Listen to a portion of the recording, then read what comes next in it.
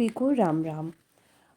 अब डैडी का जो अंतिम संस्कार था, यानी उनका अंतिम संस्कार के बाद 13वीं संस्कार और फिर इसके बाद बरसी का संस्कार, वो आज पूरा हुआ।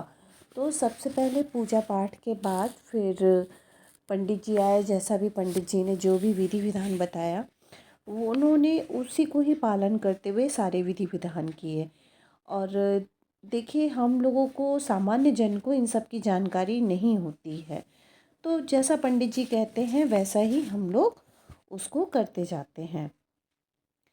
हालांकि कहते हैं कि हम लोगों को भी पुस्तकों का अध्ययन करना चाहिए, जिससे कम से कम हमें भी तो पता चले क्या चीज़ कैसे क्या है, और कोई भी क्रिया करने के पीछे आखिर उसका कौन सा उद्देश्य निहित है, इन सब की जानकारी होना बहुत ज़रूरी है। तो सबसे पहले पूजा पाठ प्रारंभ हुआ, तो चलिए आप लोग भी पूजा पाठ में शामिल होइए। इसमें समस्त नदियों का आह्वान होता है, समस्त देवी देवताओं का आह्वान होता है, सप्तऋषि, चारों वेद, सबका। तो इसलिए गौरी गणेश कलश का ध्यान करें, इसी में ग्रहों का भी ध्यान करेंगे आप। हरि ओम।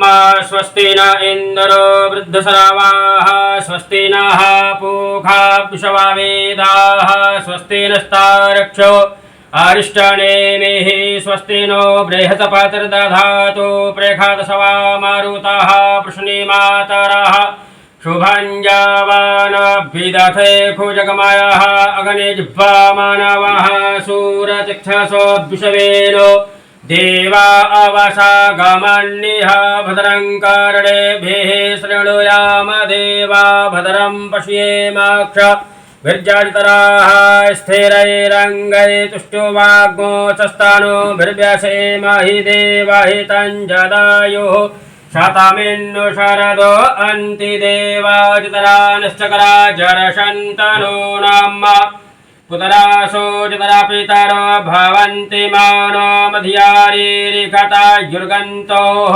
आदितिर्द्यौरादितिरन् तर्क्षमादितिर्माता स पिता स पुत्रः विश्वे देवा आदितिः पंचजना आदितिर्जातमादितिर्जनितवं द्यौः शान्तिरन्तरिक्षगो शान्तिः पृथिवी शान्तिरापः शान्तिरोषधयः शान्तिः वनस्पतयः शान्तिर्विश्वे देवाः शान्तिर्ब्रह्म शान्तिः सर्वज्ञो शान्तिः शान्तिरेव शान्तिः सामा शान्तिरेधि जतो यतः समीहसे ततो नो अभयं कुरु शन्नः कुरु प्रजाभ्यो भयन्नः पाशुभ्यः विश्वानि देव सवितर्दुरितानि परासुवा जदभदरान्तन्ययासुवा स्वस्ति सिद्धि बुद्धि सहिता मंगलमूर्तये महागणाधिपतये नमो नमः। आधारभूता जगतस्त्वमेका महेश्वरूपेण यत स्थितासि अपां स्वरूप स्थितया तवैतदाप्यायते कृष्णमलङ्गवीर्ये आधार शक्ति नमः। गमछा लीजिए।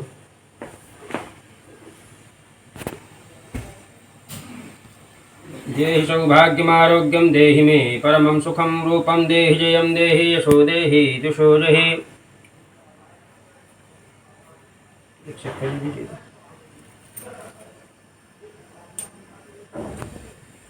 सर्वांगे स्नानीयं जलं समर्पयामि सर्वोपचारार्थे गंधाक्षतपत्र पुष्पाणि समर्पयामि। दीपक के पास छोड़ करके हाथ जोड़ के प्रणाम कर लें।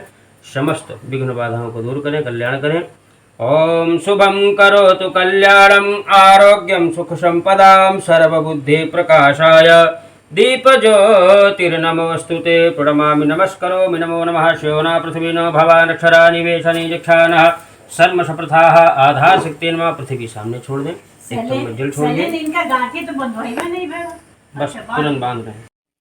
मनुष्य शक्ति का केंद्र है और शक्ति उसी के भीतर ही निहित है। इन्हीं शक्तियों के विकास का नाम शिक्षा है।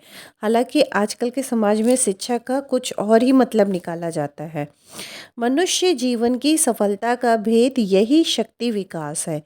यही शक्ति विकसित होकर अभ्युदय और निःश्रेयस लोक और परलोक की सिद्धि का कारण बनती है।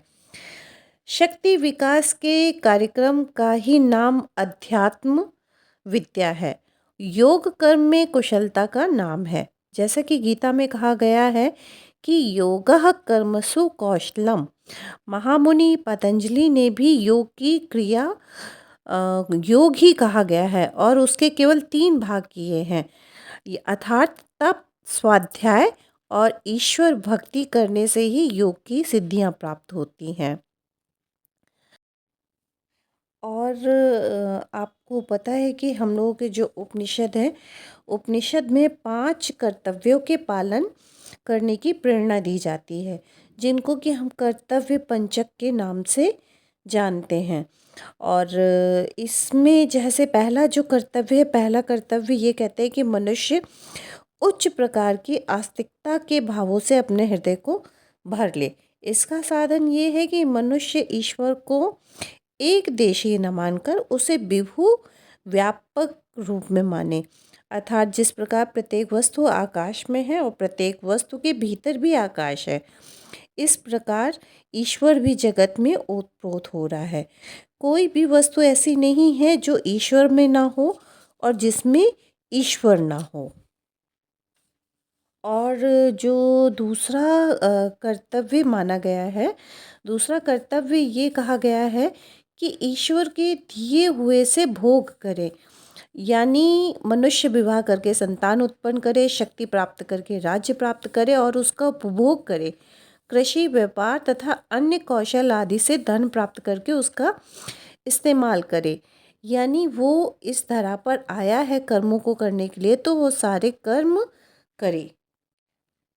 और तीसरा कर्तव्य है कि बिना शांति का वातावरण उत्पन्न किए संसार का कोई भी काम पूरा नहीं होता है, तो फिर अध्यात्म विद्या का तो कहना ही क्या।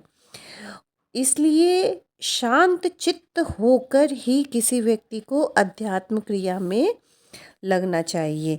और चौथा कर्तव्य क्या है कि कर्म करते हुए मनुष्य 100 वर्ष तक जीने की इच्छा करे, परंतु शर्त यह है कि कर्म इस प्रकार होने चाहिए कि वो करने वालों को लिप्त न करे, अर्थात मनुष्य उसमें फंस न जाए।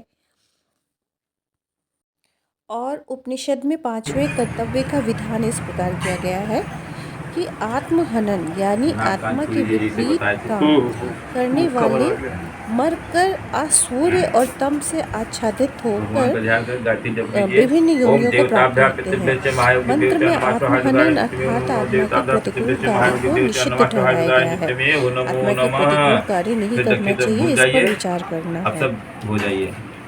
मूल स्वरूप ये है कि आप अपने धर्म को वेदों को समझें। जय श्री